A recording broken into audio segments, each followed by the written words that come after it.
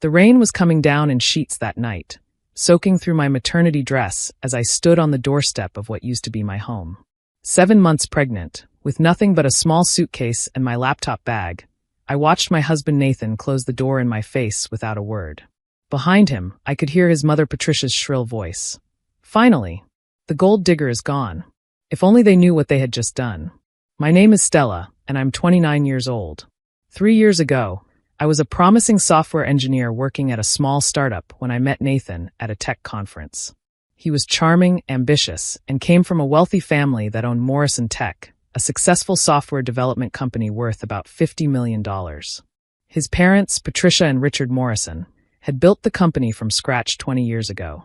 Our relationship moved quickly. Nathan was everything I thought I wanted: successful, handsome, and seemingly devoted. When he proposed after just 8 months of dating, I said yes without hesitation. That was my first mistake. The red flags started appearing during our engagement.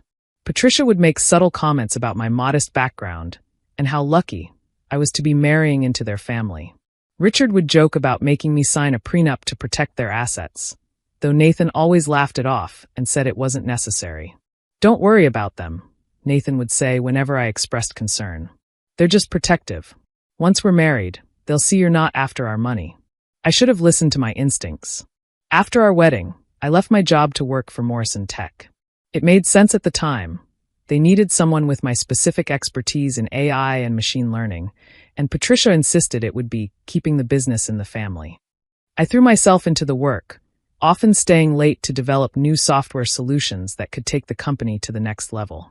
That's when I created Aria, a revolutionary AI-powered project management system that could predict bottlenecks, optimize workflows, and increase productivity by up to 300%.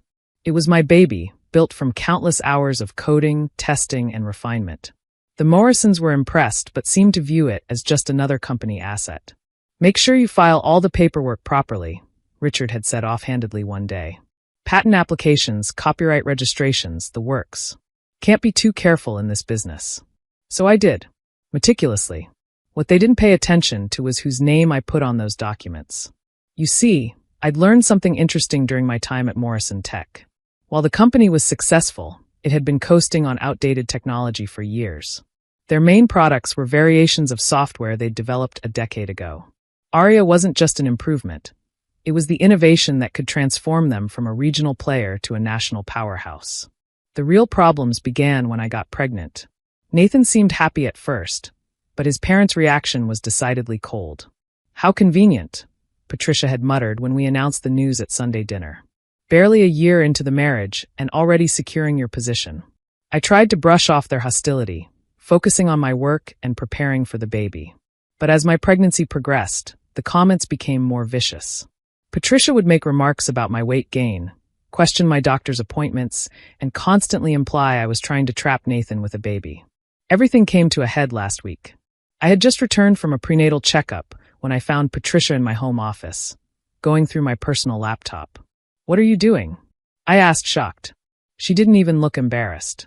"Just checking something." Richard noticed some irregularities in the patent filings. "Seems like you've been putting your name on company property." "Aria is my creation," I said firmly. "I developed it. With company resources on company time," she snapped. "Everything you create belongs to Morrison Tech. But don't worry, we'll fix your little error." That evening, Nathan came home with divorce papers. "This isn't working out," he said, not meeting my eyes. "Mom's right. You've been trying to steal from the company. The stress isn't good for the baby. It's better if you leave." "Are you serious?" I stared at him in disbelief. "I'm 7 months pregnant with your child. We'll work out custody later," he said coldly. "But you need to go. Tonight." Patricia appeared in the doorway, a smug smile on her face. "We've already packed your things. Just the personal items, of course. Everything else stays here." "You can't do this," I protested. "This is my home too." "Not anymore," Richard said, joining his wife. "The house is in Nathan's name. And after we report your attempted theft of company property, you'll be lucky if we don't press charges." "Attempted theft?" I laughed bitterly. "Of my own creation?" "You mean Morrison Tech's creation," Patricia corrected. "Now get out before we call the police."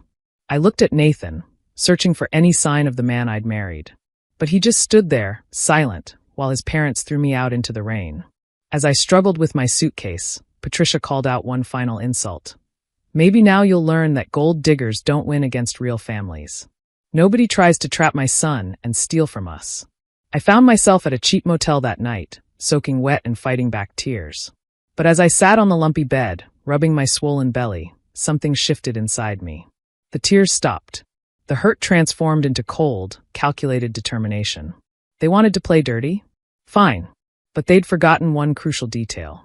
The next morning, I called my former colleague, Marcus, who now worked at a major tech investment firm.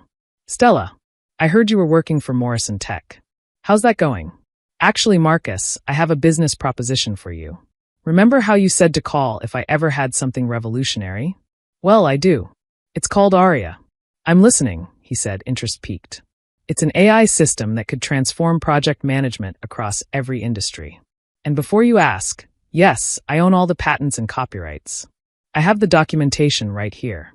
By that afternoon, I was sitting in a conference room with 3 major investors, demonstrating Aria's capabilities. Their eyes lit up as they saw what it could do. This is incredible, one of them said. Morrison Tech must be planning a major expansion with this. Actually, I smiled, Morrison Tech has no claim to Aria. I own it outright, and I'm looking for partners who can help me launch it properly. The bidding war started immediately. By the end of the week, I had offers ranging from $10 million to $15 million for exclusive licensing rights, with several firms offering to set me up as CTO of a new subsidiary. But I wasn't done yet. You see, while working at Morrison Tech, I discovered something else. Their existing software, the backbone of their business, relied heavily on certain algorithms and protocols I'd developed and improved. Technically, they had licenses to use the original versions. But my improvements? Those were mine. I hired the best intellectual property lawyer in the state.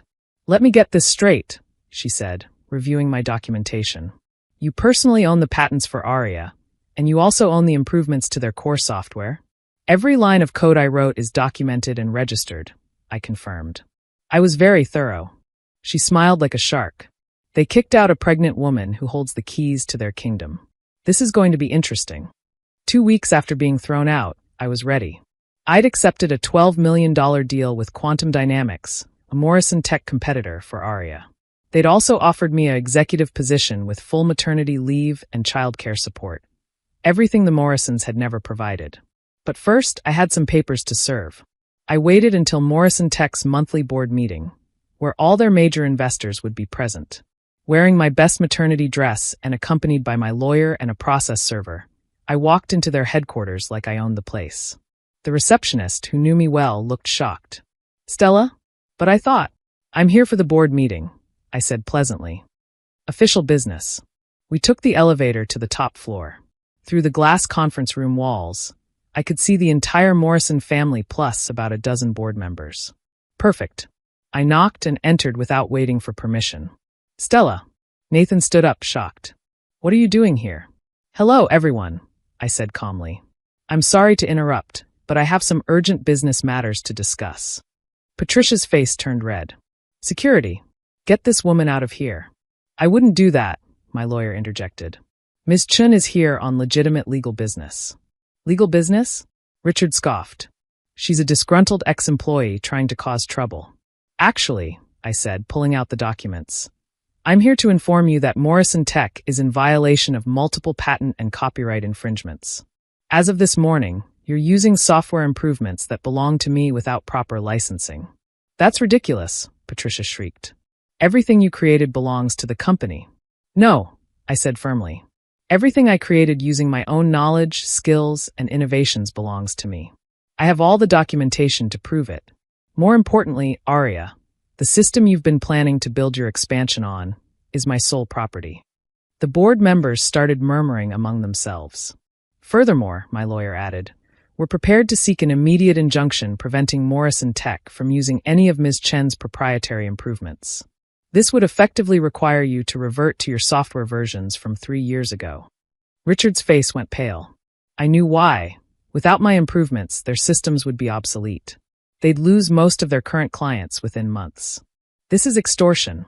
Nathan finally spoke up. No, I said, looking him directly in the eye. This is business. The same kind of business your family taught me when they threw out a pregnant woman in the rain. One of the board members, an older woman I'd met briefly before, spoke up. Ms. Chun, what exactly are you proposing? I smiled. I'm not unreasonable. Morrison Tech can license my improvements for a fair market rate. Let's say $3 million annually. As for Aria, that ship has sailed. I've already partnered with Quantum Dynamics. Quantum Dynamics? Richard's voice was strangled. Our biggest competitor? Former competitor, I corrected. With Aria, they'll be in a different league entirely. The room erupted in chaos. Board members demanded explanations from the Morrisons. Patricia was screaming about lawsuits. Nathan just stared at me like he was seeing me for the first time. I placed the legal documents on the table. You have 48 hours to respond. My lawyer will be in touch. As I turned to leave, Patricia couldn't resist one last attack. You planned this all along, didn't you? You are a gold digger. I paused at the door, hand on my belly. No, Patricia. I was a woman who loved your son and worked hard to contribute to your family's success. You turned me into something else when you threw me out. Consider this my graduation from the Morrison Tech School of Business. The aftermath was swift and brutal. The board forced Richard to step down as CEO, bringing in outside management to handle the crisis. They agreed to my licensing terms. They had no choice. Without my improvements, they'd lose everything. Nathan tried to contact me several times, leaving voicemails about reconciliation and working things out for the baby. I didn't respond. My lawyer handled all communication regarding custody arrangements. Patricia and Richard's reputation in the business community was destroyed. News of how they'd treated a pregnant employee, one who held crucial patents, spread quickly. Several major clients pulled their contracts, not wanting to be associated with such practices. As for Morrison Tech itself, it survived barely. They're now a struggling mid-tier company, hemorrhaging money in licensing fees and watching their former competitor dominate the market with Aria. 3 months later, I gave birth to a beautiful baby girl named Luna. Quantum Dynamics had set me up with an amazing support system, flexible hours, on-site childcare, and a team that actually valued my contributions. Nathan has visitation rights, which he exercises under supervision. During one pickup, he tried to apologize. Stella, I'm sorry. I should have stood up to them. I should have protected you. Yes, I agreed simply. You should have. Is there any chance we could? No, I cut him off. You showed me who you really are, Nathan. A man who would throw out his pregnant wife because mommy told him to. Luna deserves better than that. He left without another word. Sometimes late at night, I think about that rainy evening when they threw me out. How helpless and alone I felt. How they were so sure they'd won, that they'd put the gold digger in her place. They were half right. I did take their gold, every penny I was legally entitled to, and then some. But I wasn't a digger. I was a builder. I built Aria. I built improvements to their software. I built a future for my daughter and myself. And when they tried to tear me down, I built their downfall too. The Morrisons thought they were teaching me a lesson about power and family loyalty. They did teach me something valuable. Never let anyone make you feel worthless, especially when you hold all the cards. Now, every time I cash those licensing checks, I think of Patricia's smug face that night. Gold diggers don't win against real families, she'd said. Maybe not. But software engineers with properly filed patents? We win every time. As I write this, Luna is sleeping peacefully in her nursery. The one in our new house, bought with my own money, earned through my own innovations. Sometimes success isn't about revenge. It's about becoming everything they said you couldn't be, and then surpassing even that. Though I must admit, watching the Morrison empire crumble while mine rises, that's just a very satisfying bonus.